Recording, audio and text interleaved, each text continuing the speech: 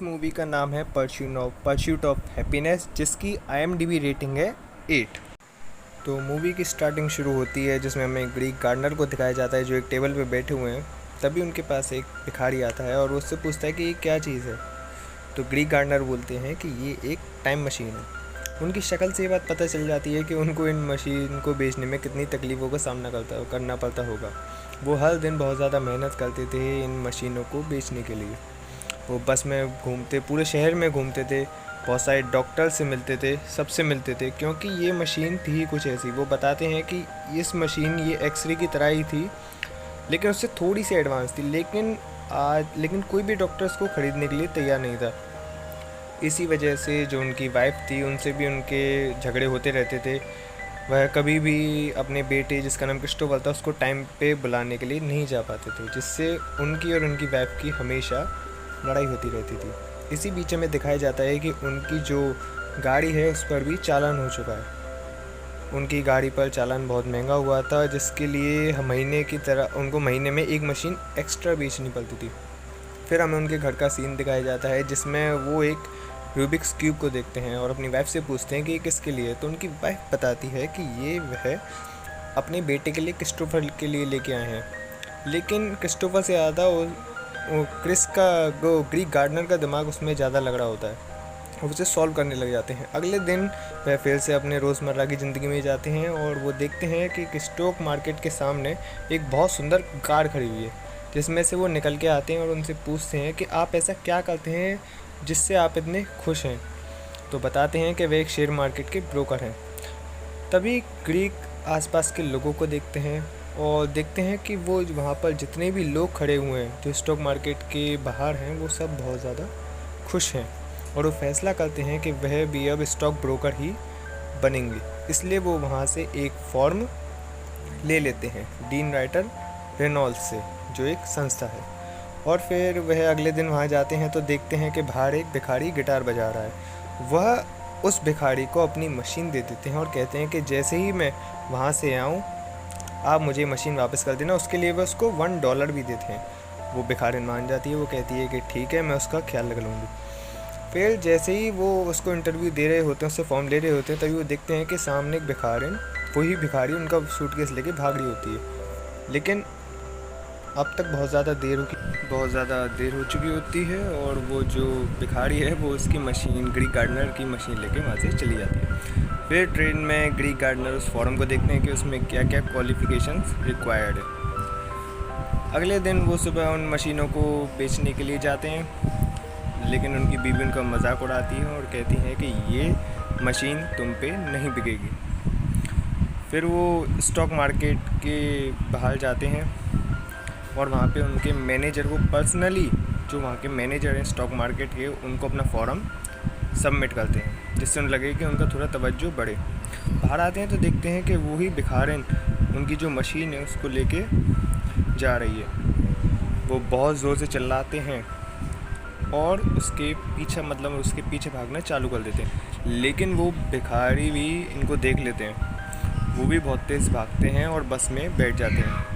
लेकिन जैसे तैसे ग्रीक गार्डनर भागते हुए उनको पकड़ लेते हैं और अपनी मशीन उनसे ले लेते हैं। अब एक हंसी की बात यह है कि उन्होंने आज सुबह अपनी बीवी से और क्रिस्टोफर से वादा किया था कि आज वो एक मशीन को ज़रूर बेचेंगे, लेकिन अब उनके पास दो मशीन हो जाती हैं और उनकी वाइफ तो उनसे इतना गुस्सा होती है कि वो उनको डिवोर्स देने के लिए भी तैयार हो जाती हैं। और इसी लड़ाई झगड़े में जो उनकी बीवी हैं वो कहती हैं कि मैं क्रिस्टोफर को लेके उसकी जो नानी के घर है वहाँ चली जाती हूँ। इससे ग्रीक गार्डनर को ज़्यादा फ़र्क नहीं पड़ता और वो अगले दिन चले आते हैं। तो वो मैनेजर के साथ बैठे हुए होते हैं, लेकिन मैनेजर उनकी बात का बिल्कुल भी ध्यान नहीं दे रहा होता और वो रूबिक्स क्यूब को सॉल्व करने में लगा हुआ होता है।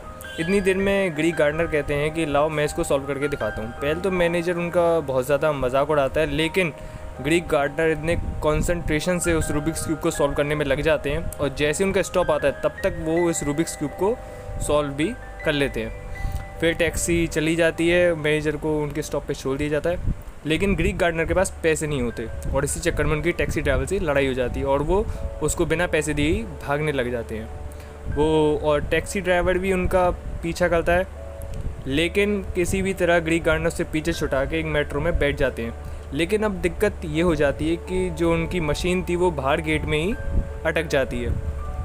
ग्रीक गार्डनर बहुत कोशिश करते हैं कि कैसे भी करके वो उस मशीन को बाहर निकालें, लेकिन वो फेल हो जाते हैं और मशीन स्टेशन पे ही छूट जाती है। फिर वो अपने घर आते हैं और जो मैनेजर होता है उसकी सेक्रेटरी को कॉल करके कहते हैं कि वो इस जॉब के लिए राज़ी हैं और उसका नंबर भी नोट कर लेते हैं। ये जो फेज़ होता है ग्रीक गार्डनर की ज़िंदगी का सबसे मुश्किल दौर होता है, क्योंकि इस टाइम पे ना तो उनकी वाइफ होती है, ना उनके पास पैसे होते हैं, और उनकी वाइफ जो होती है वो भी क्रिस्टोफर को लेके जा चुकी होती है। लेकिन अगले दिन ग्रीक गार्डनर क्रिस्टोफर को उसके डे केयर से लेते हैं और अपने घर ले आते हैं और सोचने में लग जाते हैं। फिर वो अपने घर को पेंट करने की सोचते हैं और पेंट करने में लग जाते हैं। इतनी ही देर में डोरबेल बजती है और पुलिस आती है।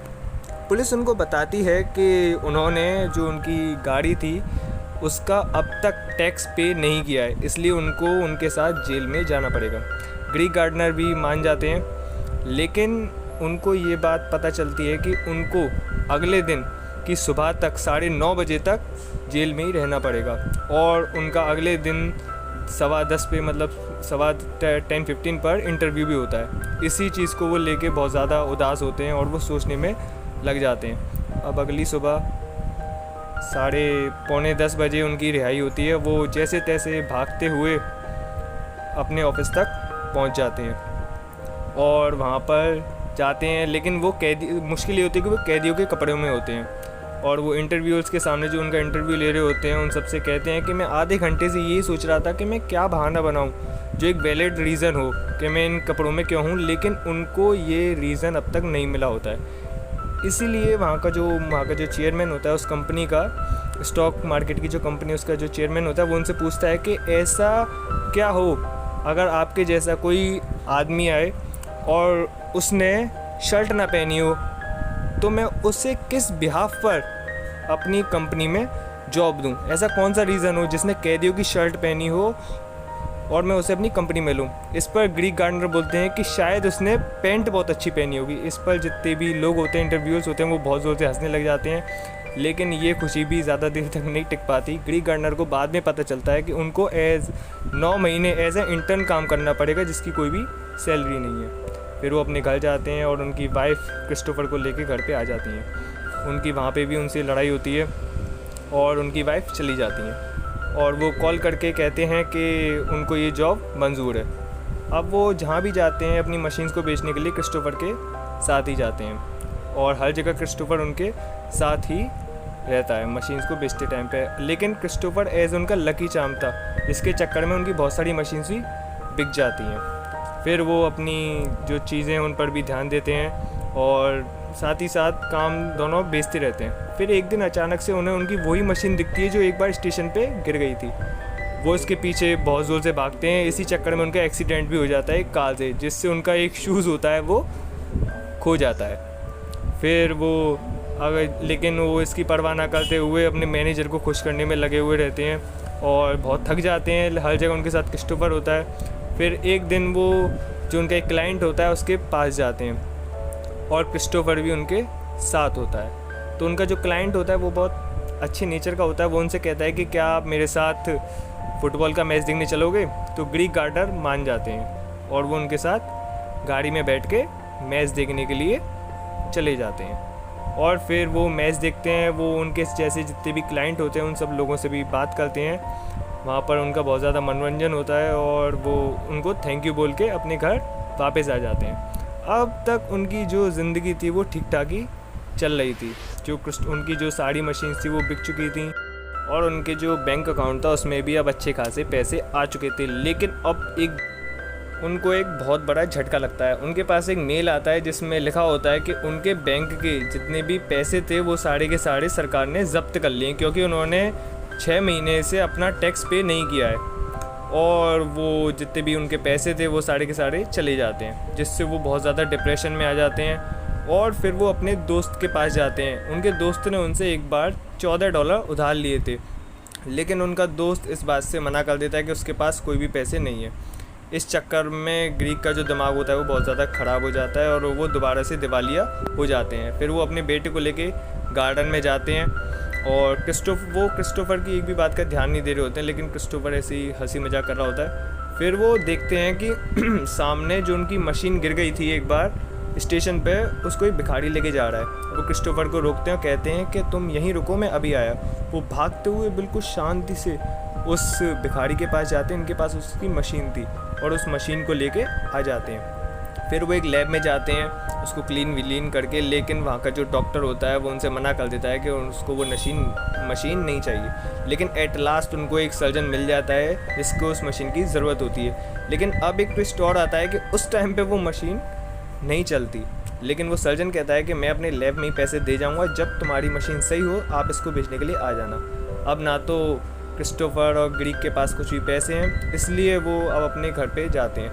लेकिन जब वो घर पे जाते हैं और देखते हैं कि उनका जो जितना भी सामान था, लगेज था, वो सारा का सारा घर के बाहर रखा हुआ है। अब वो इसलिए रखा हुआ था क्योंकि उन्होंने अपने घर का भी रेंट पे नहीं किया था। इस चक्कर में वो अपने दोस्त के पास जाते हैं, उससे गाली गलौज करते हैं और कहते हैं कि उन्हें उनके $14 अभी चाहिए, लेकिन उनका दोस्त कोई भी रेस्पॉन्स नहीं देता। इसलिए वो पब्लिक स्टेशन पे जाते हैं, वहाँ पर क्रिस्टोफर और वो बैठे हुए होते हैं और तभी ग्रीक कहते हैं कि क्रिस्टोफर से कहते हैं कि चलो हम एक गेम खेलते हैं। वो कहते हैं कि ये जो मेरे हाथ में मशीन है ये एक टाइम मशीन है और डायनासोर के अब हम युग में आ चुके हैं, काल में आ चुके हैं, इसलिए अब हमें एक सेफ जगह पे जाना पड़ेगा। और इसलिए वो क्रिस्टोफर को लेके एक वॉशरूम में जाके चले जाते हैं और वो पूरी रात उस वॉशरूम में ही बिताते हैं। लेकिन ये जो फेज़ था ग्रीक गार्डनर की लाइफ का सबसे बुरा फेज़ था, क्योंकि आज उनको पहली बार अपने बेटे के साथ एक वॉशरूम में सोना पड़ता है। अगले दिन वो स्टॉक मार्केट में जाते हैं, बिल्डिंग में जाते हैं, वहाँ पर लगेज लेके जाते हैं, लेकिन उनके पास सबसे बड़ी दिक्कत होती है उनके पास रहने के लिए कोई घर नहीं होता है। इसलिए वो एक ऑर्फनेज में जाते हैं, एक संस्था में जाते हैं, लेकिन वहाँ पे उनको मना कर दिया जाता है। इसलिए वो एक दूसरी संस्था में जाते हैं जहाँ पर उनकी एक इंसान से लड़ाई भी हो जाती है, बहुत भयंकर वाली, और हाथापाई की नौबत आ जाती है। और ये देख के क्रिस्टोफर बहुत ज़्यादा डर जाता है, लेकिन उनको जैसे भी तैसे करके उस जगह पे एक रूम मिल जाता है ग्रीक गार्डनर और क्रिस्टोफर को। वहाँ पे वो रहते हैं और रात में वो उस मशीन को देखते हैं कि उसमें कौन सी चीज़ ख़राब है। अगले दिन वो जाते हैं और उनका मैनेजर उससे पूछता है कि ये जो लगेज है ये तुम यहाँ पर क्यों लेके आए। तो वो एक छोटा मोटा हल्का फुल्का बहाना बना देते हैं कि वो अब अपने घर को छोड़ के शिफ्ट हो रहे हैं। लेकिन अब उनको अपने ऑफिस से जल्दी निकलना पड़ता था, क्योंकि उनको उस ऑर्फनेज में जाने के लिए, रूम देखने के लिए जल्दी जाना पड़ता था उस रूम को लेने के लिए, क्योंकि लाइन सुबह से 5 बजे तक ही लगती थी। अब वो वहाँ पे रह रहे थे, खाना पीना खा रहे थे, और तभी वो दिन आता है जिस दिन का सबको इंतज़ार था। अब वो फाइनल पेपर होता है, 9 महीने कंप्लीट हो चुके हैं एज अ इंटर्न, अब उनका फाइनल पेपर था। वो उस पेपर को सॉल्व करते हैं। उनसे पहले सिर्फ एक ही आदमी होता है जो उस पेपर को सॉल्व कर पाया होता है, वो लिफ्ट में होता है। लेकिन ट्विस्ट यहाँ आता है कि उस जो आदमी था जो उनसे पहले आया था, उसने लास्ट का पेपर देखा ही नहीं था, मतलब लास्ट के क्वेश्चन सॉल्व भी नहीं किए थे, और वो वहाँ से चला जाता है। अब वो पेपर देके वहाँ से आ जाते हैं नीचे, और वहीं पे देखते हैं अब उनको जाना भी होता है, मतलब लाइन में लगना होता है ना रूम लेने के लिए। लेकिन उस दिन जितने भी रूम थे वो पहले से ही बुक हो जाते हैं और वो बहुत ज़्यादा उदास हो जाते हैं, और क्रिस्टोफर के साथ वो वहाँ से चले जाते हैं। पहले क्रिस्टोफर को खाना खिलाते हैं, लेकिन अब वो एक तरकीब लगाते हैं। उनका एक प्लान ये होता है कि वो बहुत सारी टिकट्स को, मेट्रो की टिकट्स को बुक कर लेते हैं, और वो प्लान बनाते हैं कि अब वो मेट्रो में ही पूरी रात बिताएंगे, और वो वहीं पर क्रिस्टोफर और ग्रीक दोनों के दोनों वहीं पर सो जाते हैं। अगले दिन ग्रीक गार्डनर को अपना ब्लड डोनेट करना पड़ता है, जिससे उसको कुछ पैसे मिलते हैं। ये बहुत इमोशनल सीन था इस मूवी का, और वो उस ब्लड को डोनेट करके वहाँ से पैसे ले लेते हैं, और फिर उन पैसों से वो उस मशीन में जो चीज़ ख़राब थी उसको बोरो करते हैं, और रात में वहीं पे ऑर्फनेज में जाके सो जाते हैं। और रात में ही ग्रीक अपनी उस मशीन को सही भी कर लेते हैं, जिससे उनको बहुत ज़्यादा खुशी होती है। अब वो अगले दिन उस मशीन को जो सर्जन था उसको जाके बेच देते हैं और मशीन सक्सेसफुली वर्क भी करने लग जाती है, जिससे डॉक्टर बहुत ज़्यादा खुश होता है, खुद ग्रीक भी बहुत ज़्यादा खुश होते हैं क्योंकि ये उन्होंने अपनी मेहनत से मशीन सही कर दी थी। अब डॉक्टर उनको शाबाशी देता है और ग्रीक भी अब बहुत खुश होते हैं क्योंकि अब उनको पैसे मिलने वाले थे और वो उन पैसों को लेके अगले दिन ऑफिस चले जाते हैं। अब जहाँ पे उन्हें जो उनका मैनेजर था जे वो मिलता है, उनसे ऐसी कैजुअल बात करता है और वो भी अपने काम में लग जाते हैं। तभी उनको मीटिंग में बुलाया जाता है और जो वहाँ पे जो चेयरमैन होता है स्टॉक मार्केट का, वो उनसे कहता है कि अगले दिन आपका पहला दिन होगा, जो आने वाला दिन है वो आपका पहला दिन होगा। और वो ये सुनकर ग्रीक गार्डनर बहुत ज़्यादा खुश हो जाते हैं और उनकी आंखों में से आंसू आ जाते हैं और वो इस पल को इस मूवी में बताते हैं कि ये उनकी सबसे ज़्यादा खुशी का पल था क्योंकि अब उनको सैलरी भी मिलेगी और वो सबसे पहले जाके अपने बेटे क्रिस्टोफर को गले लगाते हैं। तो ये थी कहानी हमारे ग्रीक गार्डनर और क्रिस्टोफर की, जो एक बायोग्राफी है।